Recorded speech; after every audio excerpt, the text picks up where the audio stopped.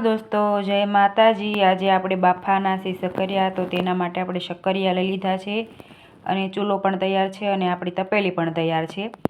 આ તપેલી એમને આપણે સાઈડમાં તેલ લગાવી દીધું છે અને અંદર આપણે થોડી એવી રખિયા અને લાકડાની છાલ અને સાંઠીઓના નાના નાના ચીકડા આપણે નાખી અને માળો બનાવી લેવાનો છે।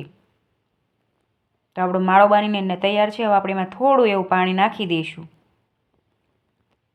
અને આપણે આવી રીતે શક્કરિયા બધા જ ગોઠવી દેવાના છે। જો તમારે આવી રીતે ના બાફવા હોય તો તમે રખિયા લઈ અને રખિયાને પલાળીને તપેલીમાં નાખી દેવાની અને એની ઉપર આપણે કપડું પાથરીને આવી રીતે આપણે શક્કરિયા ગોઠવી લેવાના છે। એવી રીતે પણ તમે બાફી શકો છો એમ, તો પણ સારા થાય છે। આવી રીતે આપણે ચૂલો સળગી ગયો, હવે આપણે ઢાંકીને 10 થી 15 મિનિટ આપણે રહેવા દઈશું।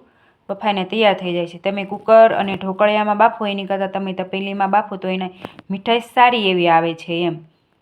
તો જો આપણા શક્કરિયા બફાઈને તૈયાર થઈ ગયા છે। હવે આપણે એને જોઈ લઈશું। જુઓ, તમે જોઈ શકો કેવા સરસ શક્કરિયા બફાઈ ગયા, ફાટી ગયા છે એવા બફાઈ ગયા છે। હવે આપણે એને કાઢી લેવાના છે।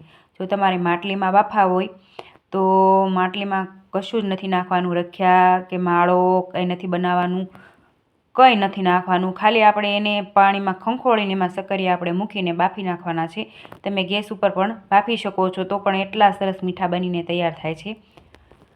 તો આપણે આવી જ રીતે બધા શક્કરિયા કાઢી લઈશું। તો આપણા શક્કરિયા બધા જ બફાઈને તૈયાર થઈ ગયા। હવે આપણે પાથુને કહીશું કેવા લાગ્યા પાથું।